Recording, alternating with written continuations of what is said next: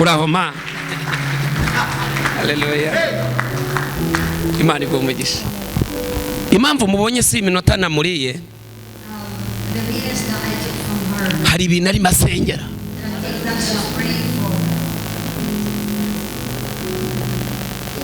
Akoreye Imana imyaka myinshi, benshi muramuzi. Ubu ni yavana atabashyiriyemo ndanyuzwe, ni yanavana atabashyiriyemo mucunguzi wanjye, n'izindi ngira ngo murabizi, sibyo? Yabahaye ubwenge, murabukoresha birakora. Uyu muntu arimo arategura ibintu bikomeye. Vuga ngo bikomeye. Subiramo ngo bikomeye. Ibintu arimo ategura, umuntu wese wazabishyigikira. Iki kirere cyamuza. Iyi ni Bibiliya ibivuga ngo icyo umuntu abiba nicyo asarura. Sindi bubasha kubivuga arabibibwirira, ariko ndagira ngo bibe mu mitwe yanyu. N'uwo ari we wese waba muri ibyo bintu n'uwabishyigikira, abishyigikire. Nukuri kw'Imana. Amen. Uratwakirira nabo mwazanye. Amen. Haleluya. Tumukomere amashyi umukozi w'Imana.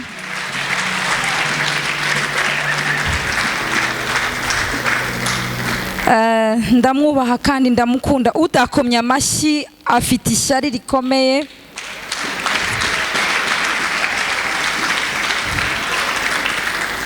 Utamwishimira gutera imbere bizamugora. Turagukunda mukozi w'Imana, Imana igumugisha. Ntewe iteka no guhagarara hano imbere y'abakozi b'Imana bose. Prophet Jean Paul, ndakubaha kandi ndagukunda. Ndashima Imana yuko uvuye hano uvuze ikirere cy'amavuta aho mvuka, mpagaze mu mavuta y'umubyeyi wanjye Apostle Paul Gitwaza.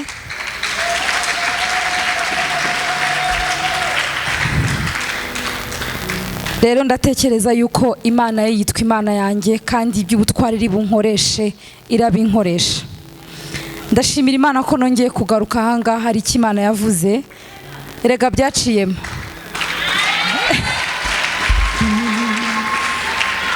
Bya bindi yavugiye hano byaciyemo.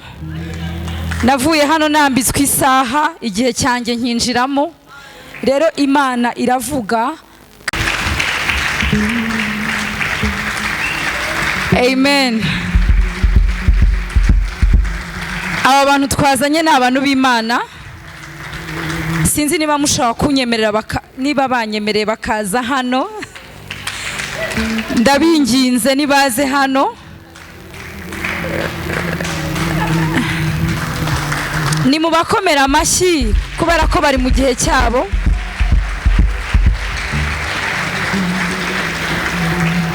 Si beza se?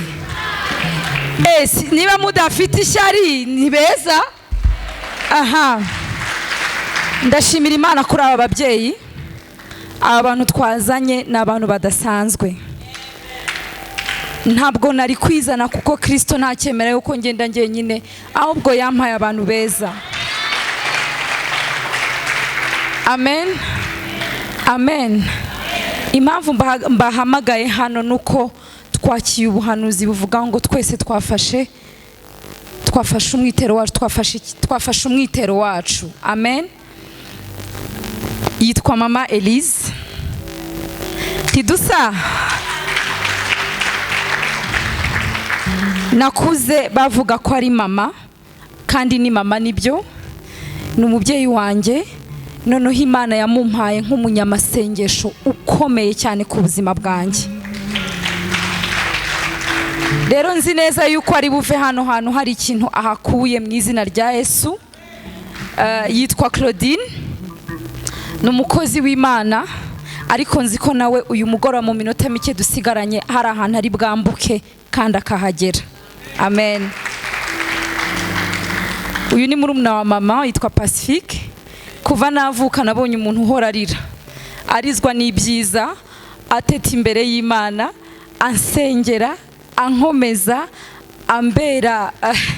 ambera byinshi byiza, agahagara ngo bimugereho ariko ntibingereho.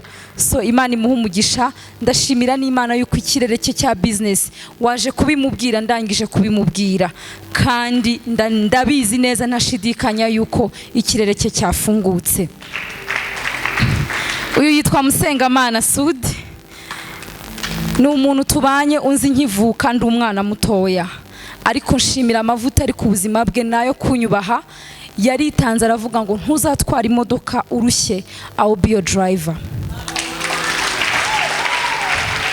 Nawe rero turaza kuva ahangaha, hano hari ikirere cy'ubukwe, turaza kuva ahangaha afashe umugore we mu izina rya Yesu.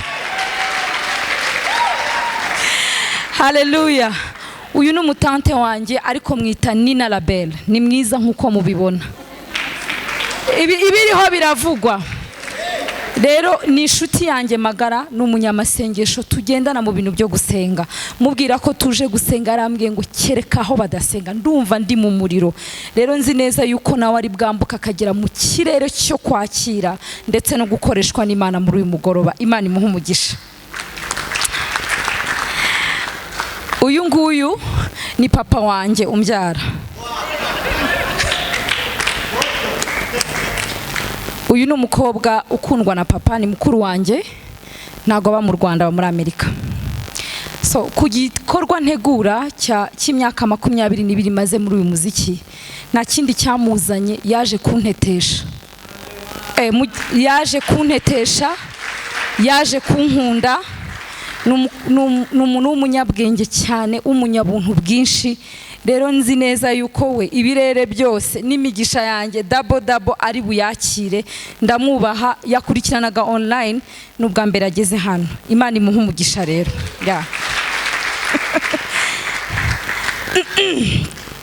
Amen. Uyu niwe manager wanjye.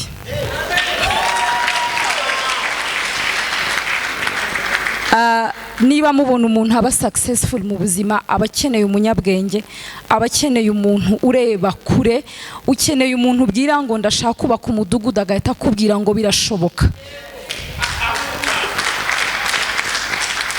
Mu buzima igihe cyose utazabona umuntu ushobora kubwira inzozi zawe ngo azitazijyamo, uzamureke.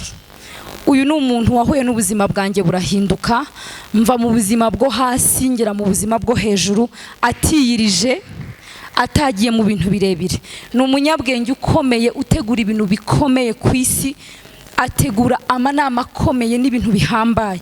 Kuva yagera mu buzima bwanjye, I'm no longer the same Gahongayire used to know. So ni manager wanjye mu rwego rw'isi. Kuva nahura nawe ndatekereza ko maze kugira invitation hafi ibirere byose narabifashe, kubera uyu mudamu ambwira ati wait, turaza gufata ibi birere, turaza gufata ibi birere. Kuba ndi kumwe nawe muri uyu mugoroba rero ni iby'agaciro. Yitwa Natasha Haguma. Ndamukunda cyane, kandi nawe nkwifurije Haguma Natasha mu buzima bwawe. Imana iguha umugisha.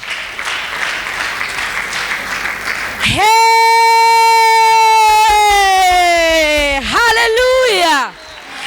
Uyu rero tuvinda imwe mu bintu dukora, yitwa Mama Zuru. Muramuzi muri filime, muramuzi mu kuririmba. Uyu mugore ndamukunda cyane. Ni umugore wuzuye ubwami bw'Imana, ni umugore utazacika intege, ni umugore nyine nawe uzi gutwara imodoka mu muyaga.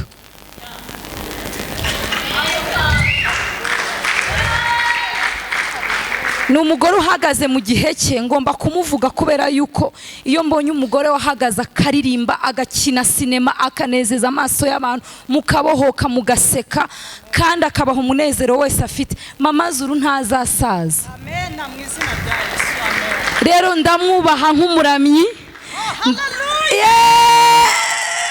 Amen. Reka muhe atere haleluya, ngwino utere haleluya. Oh, haleluya. Bwana Yesu asifiwe. Amen. Sheri ntabwo nzasaza. Haleluya. twongere twikirize haleluya ya Yesu. Oh haleluya. Reka nidekarara imbere y'itorero. Aline, ndagukunda kuva muri 2001, kuva nakira Yesu nk'umukiza n'umucunguzi. Ntabwo yarabize, mbikubwiye imbere y'itorero n'imbere y'Imana. I love you so much.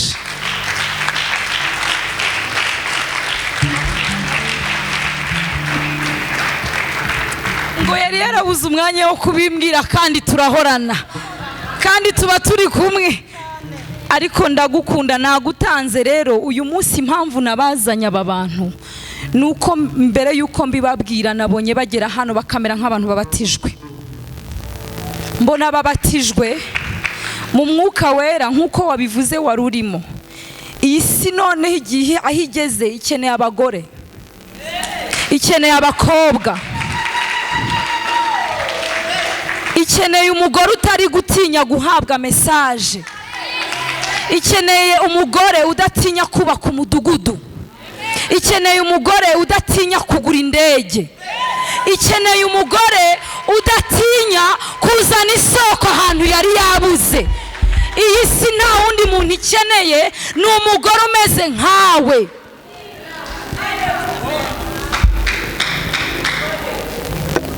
Haleluya. Abantu bose baravuze, abana bose uzareba uko twavutse ngo ugende ubaze papa. Igihe kirageze kugira ngo abana papa avuge ngo genda ubaze mama. Igihe kirageze kugira ngo umugore ari we wishyura school fees. Igihe kirageze kugira ngo umugore ari we wubaka urusengero. Igihe kirageze kugira ngo umugore ari we taking over. Igihe kirageze kugira ngo umukobwa ari uhanura. Niba uri umugore ukaba uri umukobwa uri hano, igihe kirageze. Imana ishimwe. Igihe kirageze. Reka ngasubiremo. Igihe cyo gusaba amavuta kirarangiye. Igihe kirageze kugira ngo wubake uruganda rwayo. Igihe kirageze kugira ngo wubake uruganda rw'ibyo wasabaga. Biraza kungora kugendana n'abantu bakiri hasi. Igihe kirageze kugira ngo nawe ugire uruganda rw'amasakoshi, ugire uruganda rw'inkweto, ugire uruganda rw'imyambaro, ugire uruganda rw'ibifatika. Haleluya. Igihe ni iki? Igihe kirageze kugira ngo urekeraho gusengera stoke. Igihe kirageze kugira ngo urekeraho gusengera amakara yo kwa murokore. Igihe kirageze kugira ngo uganire na banke. Igihe kirageze.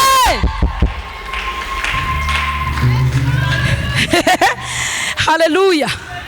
Haleluya. Sibyo. Sibyo. Sibyo. Igihe kirageze kugira ngo ba dadi n'abagabo bacu tubabwire tuti dadi, ndabona hari imodoka igezweho yitwa gutya, nayitumije mu ruganda just for you. Kuki utegereje ko baguha gift? Wahagaze mu gihe cyawe nawe cyo kuyitanga. Haleluya. Imana ishimwe. Imana ishimwe. Igihe ni iki? Kandi nyuma y'igihe si igihe, n'imbere y'igihe si igihe. Iki ni igihe. Haleluya. Haleluya.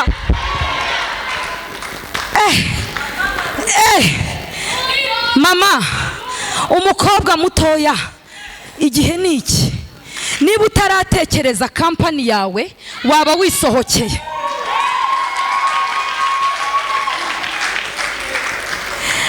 Umva nkubwire ukuntu ibintu bizagenda mu minsi igiye kuza.